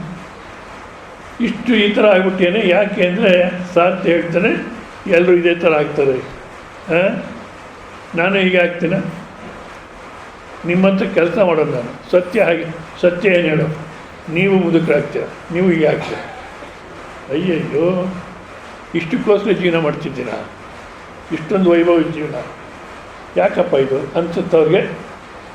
ಇನ್ನು ಸ್ವಲ್ಪ ಮುಂದಕ್ಕೆ ಹೋದರೆ ಯಾರೋ ಹೆಣ ಹೊತ್ಕೊಂಡು ಹೋಗ್ತಿರ್ತಾರೆ. ಏನಿದು ಆಯಿತು, ಪ್ರಾಣ ಅನ್ನೋದು ಹೋಯಿತು, ಇನ್ನು ಅವ್ರ ಪೃಥ್ವಿ ಮೇಲೆ ಇರೋಕ್ಕಾಗೋಲ್ಲ, ಇವಾಗ ತೊಗೊಂಡೋಗಿ ಪೃಥ್ವಿನಲ್ಲಿ ಹಾಕ್ಬಿಟ್ರೆ ಇಲ್ಲಿ ಬೆಂಕಿ ಇಟ್ಬಿಡ್ತಾರೆ, ಅವ್ರ ಜೀವನ ಮುಗಿಯಿತು. ಏನಂದರೆ ನಾವು ಶಾಶ್ವತ ಇರೋಕ್ಕಾಗಲ್ವ ಇಲ್ಲಿ? ಆಗೋಲ್ಲ. ಆ ಥರ ಮುದುಕರಾಗ್ತೀರ, ಸಾಯ್ತೀರ. ಆವಾಗ ಭಗವಾನ್ ಬುದ್ಧಂಗೆ ಅಯ್ಯಯ್ಯೋ, ಹಾಗಿದ್ಮೇಲೆ ಇನ್ಯಾಕೆ ಮುಂದಕ್ಕೆ ಪ್ರಯಾಣ, ಬೇಡ, ರಥ ಹಿಂದಕ್ಕೆ ತಿರುಗಿಸು, ತೊಗೊಂಡೋಗಿ ರಥ ನೀನು, ನಾನು ಮನೆ ಬಿಟ್ಟಂತ ಹೊಟ್ಟೆ ಬಿಡ್ತಾರೆ. ಹೌದಾ? ನಾವು ಆ ಥರ ಏನಿಲ್ಲ, ಅಂದರೆ ಮನೆ ಬಿಡೋ ಸ್ಥಿತಿಲೂ ಇಲ್ಲ, ಮುದುಕರು ಆಗಲ್ಲ, ಪ್ರಾಣ ಹೋಗಲ್ಲ ಅನ್ನೋದು ಇಲ್ಲ ನಮಗೆ. ಹೌದಾ? ಬದಲಾಡ್ತಾ ಇದ್ವಿ, ಸಾವನ್ನು ತಪ್ಪಿಸ್ಕೋಬೇಕು ಅಂತ ಸಾವಿನ ಕಡೆಗೆ ಪ್ರಯಾಣ ಮಾಡ್ತಾಯಿದ್ವಿ. ಹೌದಾ? ಅಂತ ನಮ್ಮನ್ನು ಬ್ರಹ್ಮ ಶರೀರಸ್ಯ ವಿದ್ಯೆಯ, ಈ ರಕ್ತ ಮಾಂಸವಾಗಿರ್ತಕ್ಕಂಥ ಶರೀರ ನೀನಲ್ಲ ಅಂತ ತೆಗೆದುಹಾಕಿ, ಆ ಅವಿದ್ಯೆ ಅನ್ನತಕ್ಕ ಆ ತಪ್ಪು ತಿಳುವಳಿಕೆಯನ್ನು ತೆಗೆದುಹಾಕಿ, ಬ್ರಹ್ಮ ಶರೀರಸ್ಯ ವಿದ್ಯೆಯಿಂದ ತಿಳುವಳಿಕೆಯನ್ನು ಕೊಟ್ಟು, ಬ್ರಹ್ಮ ಶರೀರ ನೀನು, ಸಾವಿಲ್ಲದೆ ಇರತಕ್ಕಂಥ ಸ್ವರೂಪ ಬ್ರಹ್ಮ ಅನ್ನತಕ್ಕಂಥದ್ದನ್ನು ನೀನು ನಮಗೆ ಜನಯಿತೃತ್ವ, ಆ ಒಂದು ತಿಳುವಳಿಕೆ ನಮ್ಮಲ್ಲಿ ಉತ್ಪತ್ತಿ ಮಾಡಿದ್ಯಾದ ಕಾರಣ ನಿತ್ಯಸ್ಯ ಅಜರ ಅಮರಣಸ್ಯ ಭಯಸ್ಯ, ಅಂದರೆ ವೃದ್ಧಾಪ್ಯವಿಲ್ಲದೆ ಇರತಕ್ಕಂಥ, ಸಾವಿಲ್ಲದೆ ಇರತಕ್ಕಂಥ, ನಿರ್ಭಯವಾಗಿ ಜೀವನ ಮಾಡತಕ್ಕಂಥ, ಯಾವುದೇ ಭಯ ಇಲ್ಲ. ನಮ್ಗೆ ಎಷ್ಟು ಭಯ ಇದೆ, ಅಯ್ಯಯ್ಯ, ಮಕ್ಕಳು ನೋಡೋದು ಭಯ, ಹೆಂಡತಿ ನೋಡೋದು ಭಯ, ಗಂಡ ನೋಡೋದು ಭಯ. ಅದು ಈಗಿನ ಕಾಲಕ್ಕಂತೂ ಸುಮ್ಮನಿರೋಕ್ಕೂ ಆಗಲ್ಲ, ಮಾತಾಡೋಕ್ಕೂ ಆಗಲ್ಲ. ಸುಮ್ಮನಿರೋಕ್ಕೂ ಆಗಲ್ಲ, ಮಾತಾಡೋಕ್ಕೂ ಆಗಲ್ಲ, ಭಯ. ಆದರೆ ವಿಪ್ಲವಾದ ಮಹರ್ಷಿಗಳು ಈ 49 ದಿವಸ ಏನು ಹೇಳಿದ್ರು ಅದನ್ನು ನಾವು ಚೆನ್ನಾಗಿ ಅರ್ಥ ಮಾಡಿಕೊಂಡ್ರೆ ಸಾವಿನ ಭಯ ಇಲ್ಲ. ವೃದ್ಧಾಪ್ಯ ನನಗೆ ಹುಟ್ಟೇ ಇಲ್ಲ ಅಂದಮೇಲೆ ಇನ್ನು ವೃದ್ಧಾಪ್ಯ ಎಲ್ಲಿ ಬಂತು? ಹುಟ್ಟು ಇಲ್ಲ, ಸಾವು ಇಲ್ಲ, ಮಧ್ಯೆ ವೃದ್ಧಾಪ್ಯನೂ ಇಲ್ಲ. ರೋಗ ಸ್ವಾಮೀಜಿ BP ಶುಗರ್ ಎಲ್ಲ, BP ಶುಗರ್ ಇವೆಲ್ಲ ಯಾವುದಕ್ಕೆ? ಚೆನ್ನಾಗಿ ನೋಡ್ಕೊ, ನೆಗ್ಲೆಕ್ಟ್ ಮಾಡಬೇಡ, ವಾಹನ ಚೆನ್ನಾಗಿರಲಿ. ಆದರೆ ವಾಹನಕ್ಕೆ ಏನಾಗುತ್ತೋ ಅದೇ ನಂಗಾಗುತ್ತೆ ಅಂದರೆ, ಟೈರ್ ಪಂಚರ್ ಆಯಿತು ಅಂತ ಹೇಳ್ತೀರ, ಯಾಕೆಂದರೆ ನಾನು ಪಂಚರ್ ಆಗಿಬಿಟ್ಟೆ ಅಂತಾರೆ. ಪಂಚರ್ ಆಗಿದ್ದು ಟೈರು, ನೀನಲ್ಲ. ಆದ ಕಾರಣ ನಮಗೆ ಆ ಸಾವು ಅನ್ನತಕ್ಕಂಥ ಇಲ್ಲ, ವೃದ್ಧಾಪ್ಯ ಇಲ್ಲ, ಎಂಥ ದುಃಖವೇ ಇಲ್ಲ, ನಿರ್ಭಯವಾಗಿ ಜೀವನ ಮಾಡ್ಬೋದು ಅನ್ನತಕ್ಕಂಥ ಸ್ಥಿತಿಗೆ ತಗೊಂಡು ಹೋದೆ. ನೀನೇ ನಮಗೆ ತಂದೆ. ಯಹ ತ್ವಮೇವ ಅಸ್ಮಾಕಂ ಅವಿದ್ಯೆಯ ವಿಪರೀತ ಜ್ಞಾನಾತ್, ನಾವೇ ಅಸ್ಮಾಕಂ ಅವಿದ್ಯೆಯಿಂದ ಜನ್ಮ ಜರ ಮರಣ ರೋಗ ದುಃಖಾದಿಗ್ರಹಣಾತ್. ಅಂದರೆ ಅವಿದ್ಯೆಯಿಂದ ನಾವೇನು ಅಂದ್ಕೊಂಡಿದ್ವಿ, ಹುಟ್ಟಿದ್ದೀನಿ ಅಂದ್ಕೊಂಡ್ವಿ. ನಿಜವಾದ ಹುಟ್ಟಿನ ಅನುಭವ ನಮಗಿದೆಯೋ ಅಂದರೆ ಮತ್ತೆ ಹೇಗೆ ಅಂದ್ಕೊಂಡ್ರೆ, ಆ ಸ್ವಾಮೀಜಿ ನಮ್ಮ ಅಪ್ಪ ಅಮ್ಮ ಹೇಳಿದ್ರು, ಅಪ್ಪ ಅಮ್ಮಂಗಾದರೂ ನಾವ್ಯಾರು ಅಂತ ಗೊತ್ತಾ? ನನ್ನ ಮಗ ನನ್ನ ಮಗಳು ಅಂದ್ಕೊಳ್ತಾರೆ ಅಷ್ಟೇ. ಆ ಶರೀರ ನೋಡಿ ಮಗ ಮಗಳು ಅಂದ್ಕೊಳ್ತಾರೆ. ಇದು ಬರುತ್ತೆ ಯಾಕೆ ಇದು ಬರುತ್ತೋ ಗೊತ್ತಿಲ್ಲ. ನೋಡಿ, ಆ ಶರೀರ ನೋಡಿ ಮಗ ಮಗಳು ಅಂದ್ಕೊಳ್ತಾರೆ, ಹೌದಾ? ಆ ಶರೀರದ ಒಳಗಡೆ ಯಾವ ಶರೀರಿ ಇದನ್ನೋ ಅದನ್ನು ಯಾವತ್ತೂ ನೋಡಿದಾರೆ ಅವರು? ಅಪ್ಪ ಅಮ್ಮನೂ ನೋಡಿಲ್ಲ, ಬಂಧು ಒಳಗನ ನೋಡಿಲ್ಲ. ಬರೀ ಶರೀರ ನೋಡಿ ನನ್ನ ಮಗ ನನ್ನ ಮಗಳು ಅಂದ್ಕೊಳ್ತಾರೆ. ಆ ಶರೀರಿ ಒಳಗಡೆ ಇರತಕ್ಕ ಶರೀರ ನೋಡಿದಾರು ಅಂದರೆ ಪರಿಚಯವೇ ಇಲ್ಲ. ಅವನು ಯಾವ ಜನ್ಮದಲ್ಲಿ ಎಲ್ಲಿ ಪ್ರಾರಂಭ ಮಾಡಿದ್ನೋ? ఎవరెవ్వరివాడు ఈ జీవుడు, ఎవ్వరికి ఏమోనో ఈ జీవుడు, ఎందరికి కొడుకుగా నీ జీవుడు, తా ఎందరికి తోబుట్టుడు ఈ జీవుడు, ఎందరిని భ్రమించడు ఈ జీవుడు, దుఃఖం ఎందరికి గావింపడు ಈ జీవుడు. ಯಾವ್ಯಾವ ಜನ್ಮದಲ್ಲಿ ಯಾರ್ಯಾರ ಮಕ್ಕಳು, ಯಾರ್ಯಾರ ಗಂಡ, ಏನೇನು ಸಂಬಂಧವೋ ಇಲ್ಲೂ ಅಷ್ಟೇ. ಏನೋ ಒಂದು ಋಣ, ಏನೋ ಒಂದು ಶತ್ರುತ್ವ, ಮಿತ್ರತ್ವ, ಅಷ್ಟಕ್ಕೋಸ್ಕರ ಬಂದಿಯಾನೆ, ಖಾಲಿ ಮಾಡಿ ಹೊಟ್ಟೋಗ್ತಾನೆ. ಶರೀರ ನಂದು ಅನ್ಕೋ ತಂದೆ ತಾಯಿ, ಅದೇ ಒಳಗಡೆ ನನ್ನ ಪರಿಚಯ ಇದ್ದಾನಂದರೆ ಇಲ್ಲ. ನಮ್ಗೆ ಹುಟ್ಟಿರೋ ಅನುಭವ ಇಲ್ಲ, ಆದರೂ ಹುಟ್ಟಿದ್ದೀನಿ. ಮತ್ತು ಜರ ವೃದ್ಧಾಪ್ಯ ಇದೆ, ಮತ್ತು ಮರಣ, ಈ ಮಧ್ಯೆ ರೋಗಗಳು. ಚೆನ್ನಾಗಿರುತ್ತೆ. ಅದು ಇನ್ನೊಂದು ಈಗಿನ ಕಾಲಕ್ಕೆ ಏನೇ ರೋಗಗಳಿದ್ದರೂ ಚೆನ್ನಾಗಿ ಕಾಣ್ತಾರೆ. ಹಿಂದಿನ ಕಾಲಕ್ಕೆ ಇವರು ರೋಗಿ ಅಂತ ಹೇಳ್ಬೋದಾಗಿತ್ತು, ಇವಾಗ ಆಗಿಲ್ಲ. ಚೆನ್ನಾಗೇ ಇದೆ, ಲಕ್ಷಣವಾಗಿದ್ದಾರೆ. ಅದು ಯಾವುದೋ ಒಂದು ಹೆಣ್ಮಗು, ಅದು ವಿಶಾಖಪಟ್ಟಣ ಗುಂಟೂರಲ್ಲಿ ಏನಾರ ಆಯಿತು ಅಂತ ಇಟ್ಕೊಳ್ಳಿ, ಲಕ್ಷಣವಾಗಿದೆ ಹುಡುಗಿ. ಇನ್ನು 20-22 ವರ್ಷ, ಮದುವೆ ಆದ 6 ತಿಂಗಳಿಗೆ ಕಿಡ್ನಿ ಫೇಲ್ ಆಯಿತು. ಮತ್ತು ಕಿಡ್ನಿ ಟ್ರಾನ್ಸ್ಪ್ಲಾಂಟ್, ತಾಯಿನೇ ಕಿಡ್ನಿ ಕೊಟ್ಟಿದ್ದಾರೆ, ಕಿಡ್ನಿ ಟ್ರಾನ್ಸ್ಪ್ಲಾಂಟ್ ಮಾಡಿದ್ದಾರೆ. ಲಕ್ಷಣವಾಗಿದೆ ಹುಡುಗಿ. ಯಾರಿಗೆ ಅನಿಸೋದಿಲ್ಲ ಕಿಡ್ನಿ ಟ್ರಾನ್ಸ್ಪ್ಲಾಂಟ್ ಆಗಿದೆ ಅಂತ ಅನಿಸೋದೇ ಇಲ್ಲ. ಇರುತ್ತೆ, B P, sugar, calcium deficiency, sodium deficiency ಇರುತ್ತೆ, ಲಕ್ಷಣವಾಗಿ ಕಾಣ್ತಾರೆ. ಆದರೆ ಯಾವಾಗ ಏನು ಮಾಡುತ್ತೋ ಅಷ್ಟೇ ಅಲ್ಲ, ಈಗಿನ ಕಾಯಿಲೆಗಳು ಚೆನ್ನಾಗಿ ಬದುಕಲಿಕ್ಕೂ ಬಿಡೋಲ್ಲ, ಸಾಯ್ಲಿಕ್ಕೂ ಬಿಡೋಲ್ಲ. ಬದುಕಲಿಕ್ಕೂ ಬಿಡೋಲ್ಲ, ಸಾಯ್ಲಿಕ್ಕೂ ಬಿಡೋಲ್ಲ. ಬರೀ ನರ್ಸಿಂಗ್ ಹೋಮು ಡಾಕ್ಟರ್ನ ಸಾಹುಕಾರನಾಗಿ ಮಾಡುತ್ತೆ. ಮರಣ, ರೋಗ, ದುಃಖಾದಿಗ್ರಹಾತ್ ಅಪರಾತ್ ಅವಿದ್ಯಾಮೋಹದ ದೇಹೆ. ಅವಿದ್ಯೆ ಅನ್ನತಕ್ಕಂಥ ಮೋಹದ ಸಮುದ್ರದಲ್ಲಿ, ಅವಿದ್ಯೆ ಅನ್ನತಕ್ಕ ಮೋಹದ ಸಾಗರದಲ್ಲಿ, ನಾನು ನನ್ನದು ಅನ್ನತಕ್ಕಂಥ ಸಾಗರದಲ್ಲಿ. ಯಾರೋ ಅವರು ನಾರಾಯಣರಾವ್ ಅಂತ ಒಬ್ಬರು ಟೈಲರ್ ಇದ್ದರು ಬೆಂಗಳೂರಲ್ಲಿ. ಅವ್ರ ಹತ್ರ ಪೂರ್ವಾಶ್ರಮಕ್ಕೆ ಪ್ಯಾಂಟ್ ಹೊಲ್ಸಕ್ಕೆ ಹೋಗ್ತಿದ್ರೆ ಅವರು 3 ಜನ ಹೋಗ್ತಿದ್ವಿ. ಒಬ್ಬರು ಮದುವೆ ಆಯಿತು, ಆಮೇಲೆ ಇಬ್ಬರೇ ಹೋದ್ವಿ. ಅವರು ಅಳತೆ ತಗೊಳ್ಳಿಲ್ಲ, ಸ್ವಲ್ಪ ಇರಿ, ನೀವು 3 ಜನ ಬರ್ತಿದ್ರಿ, ಇನ್ನೊಬ್ರು ಇಲ್ಲಿ ಬರಲಿಲ್ಲ ಅಂದರು. ಇಲ್ಲ ನಾರಾಯಣರಾವ್ ಅವ್ರ ಮದುವೆ ಆಯಿತು, ನಾವೇ ಹೇಳಿದ್ವಿ ನೀವು ಶ್ರೀಮತಿಯವರು ವಾಕಿಂಗ್ ಹೋಗಿ ಶ್ರೀಮತಿಯ ಜೊತೆಗೆ ನಮ್ಮ ಜೊತೆಗೆ ಬರಬೇಡಿ ಅಂತ ನಾವೇ ಅವಾಯ್ಡ್ ಮಾಡಿಬಿಟ್ವಿ. ಪಾಪ ಅವರಿಬ್ಬರು ವಾಕಿಂಗ್ ಹೋಗ್ತಾರೆ ಅಂದರೆ ಅಯ್ಯೋ ಪಾಪ ಅಂತಾರೆ ಅವ್ರು ನಾರಾಯಣರಾವ್. ಅಲ್ಲ ನಾರಾಯಣರಾವ್ ಮದುವೆ ಆಯಿತು, ಶ್ರೀಮತಿಯ ಜೊತೆ ವಾಕಿಂಗ್ ಹೋಗ್ತಾರೆ, ಸಂತೋಷ ಪಡ್ಬೇಕು ನೀವು, ಅಯ್ಯೋ ಪಾಪ ಅಂತಿರಲ್ಲ. ಅಯ್ಯೋ ಸ್ವಾಮಿ ಕೇಳಿ, ನಾನು ಹುಡುಗನಾಗಿದ್ದಾಗ ನಮ್ಮ ತಾತ ಹೇಳೋರು ಸಂಸಾರ ಸಾಗರ ಕಣೆಯ ಅಂತ. ನಾನು ಅಂದ್ಕೊಳ್ತೀನಿ ಏನು ಮುದ್ಕ ಹೊಡ್ಕೊಳ್ತಾನೆ ಸಾಗರ ಅಂತ. ಮದುವೆ ಆದರೆ ಅಡುಗೆ ಮಾಡ್ತಾಳೆ, ಅವಳಿಗೆ ತಿಂತಾಳೆ, ನಮಗೂ ಹಾಕ್ತಾಳೆ, ಅದು ಮುಖ್ಯ. ಅವಳಿಗೆ ತಿಂದು ನಮಗೂ ಇದೇನು ದೊಡ್ಡ ಸಾಗರ ಅಂದ್ಕೊಳ್ತಿದ್ದೆ. ಇವಾಗ ಗೊತ್ತಾಗುತ್ತೆ ಸ್ವಾಮಿ, ಮದುವೆ ಆದಮೇಲೆ 3 ಜನ ಗಂಡ್ಮಕ್ಳು, ಅವ್ರಿಗೆ ಹೆಣ್ಮಕ್ಳಿಲ್ಲ. ಒಬ್ಬರು ಮದುವೆ ಮಾಡಿದ್ದಾರೆ. ನಾನು ಹೇಳ್ತೀವಿ 1970 18 ಏನೋ. ಆವಾಗಲೇ ಆ ಸೊಸೆ ಆಗಿದ್ಲಂದರೆ ಮಾತಾಡೋದು ಪೊಲೀಸ್ ಸ್ಟೇಷನ್ಗೆ ಹೋಗೋಳು. ಯಾರು ಮಾತಾಡ್ಬೋದು. ಅದು ಇನ್ನೊಬ್ಬ ಮಗ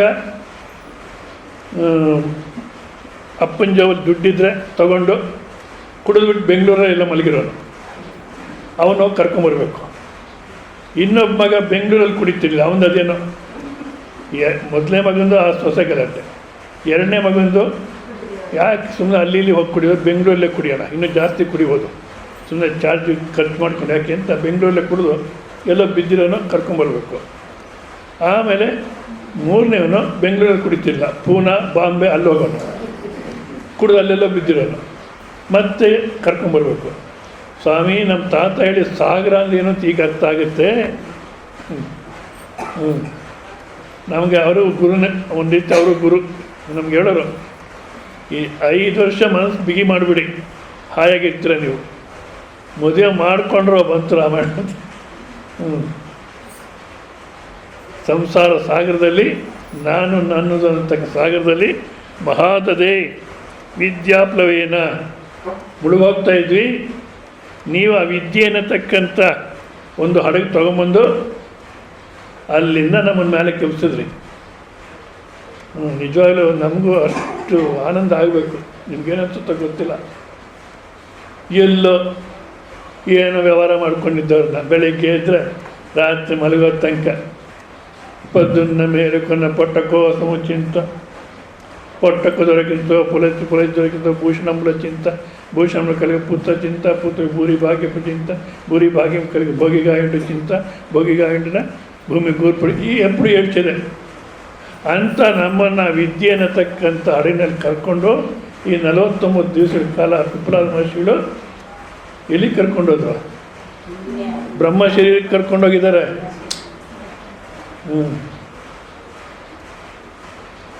ವಿದ್ಯಾಪ್ಲವೇನ ಪರಂ ಅಪುನರಾವೃತ್ತಿ ಲಕ್ಷಣಂ.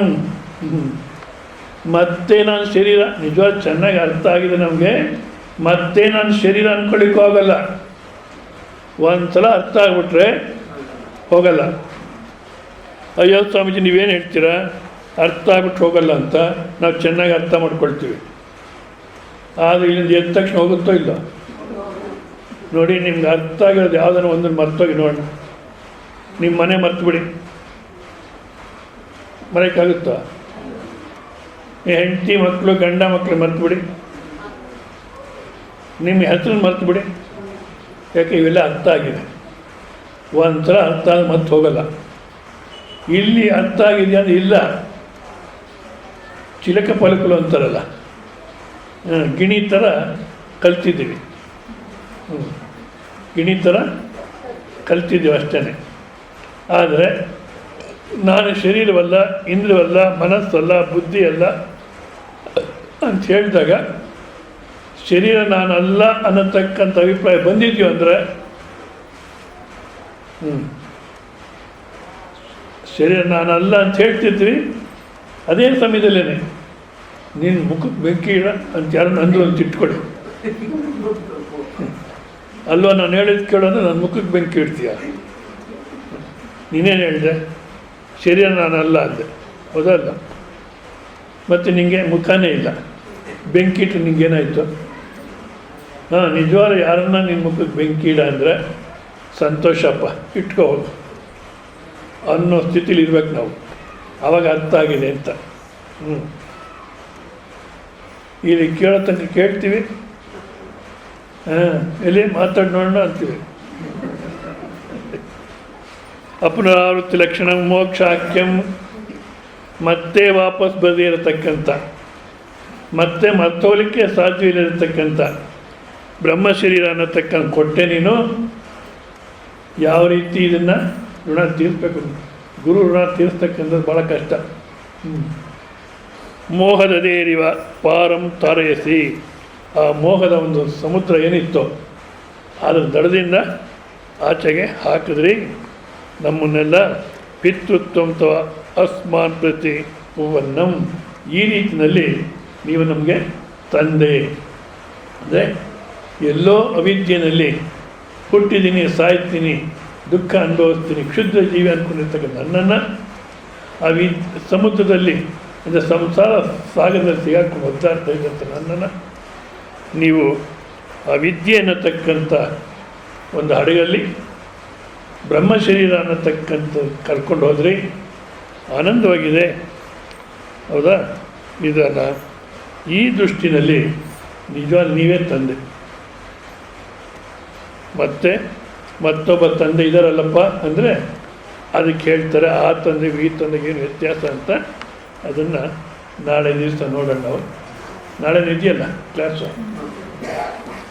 ಓಂ ಪೂರ್ಣಮದ ಪೂರ್ಣಮಿದಂ ಪೂರ್ಣಾತ್ ಪೂರ್ಣಮುದಚ್ಯತೆ